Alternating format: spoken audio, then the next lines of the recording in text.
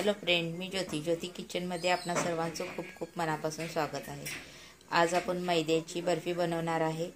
घरातील साहित्यापासून बर्फी आपल्याला बनवायची आहे। झटपट रेसिपी आहे आणि ही रेसिपी जर आवडली असेल तर चॅनलला नक्कीच लाईक करा, शेअर करा आणि सबस्क्राईब करायला विसरू नका। कढई आपली गरम झाली आहे, त्यात मी हे अर्धी वाटी तेल घालत आहे। गॅस आपल्याला बारीकच ठेवायचा आहे, जास्त हाय फ्लेमवर ठेवायचं नाही। आणि ह्याच वाटीने आपल्याला 1.5 वाटी हे मैदा घ्यायचा आहे। मैदा हा मी व्यवस्थित असा चाळून घेतला आहे।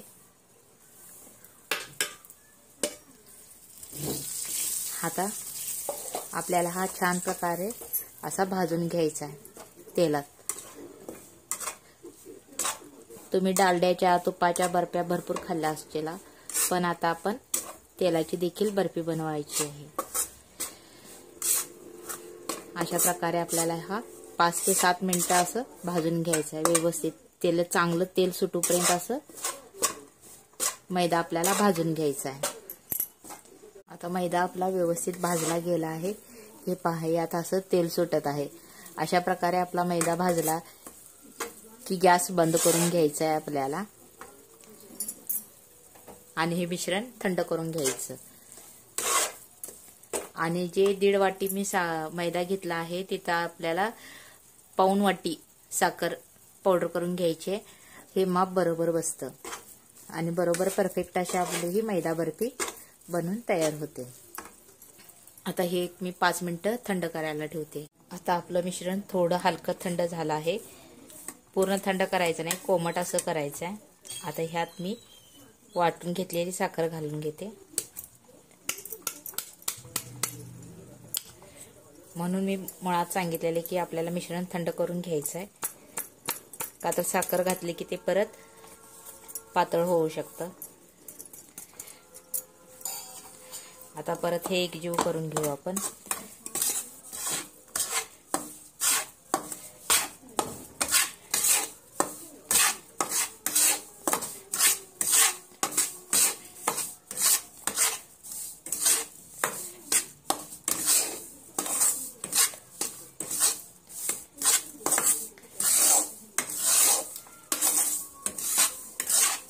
आता साखर व्यवस्थित यात मिक्स झाले आहे आणि मी टिफिनचा डबा घेतला आहे, जो लंच साठी मुलांना दिला जातो, तो प्लास्टिकचा आहे।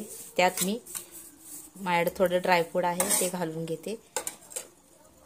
हे पहा, यात हे बदामचे थोडेसे काप असं टाकून घेऊया। वरून ठेवलं तर ते चिटकत नाही व्यवस्थित, म्हणून हे टाकून घेते। आणि हे मिश्रण आता आपल्याला ह्या डब्यात घालून सेट करून घ्यायचं आहे।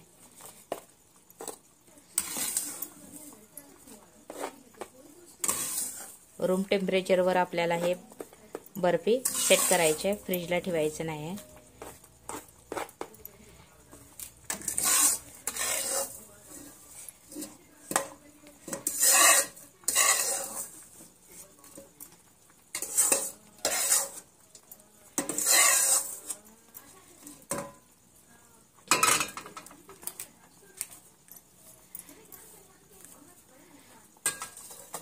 आता ह्या वाटेने मी असं प्रेस करून घेते व्यवस्थित।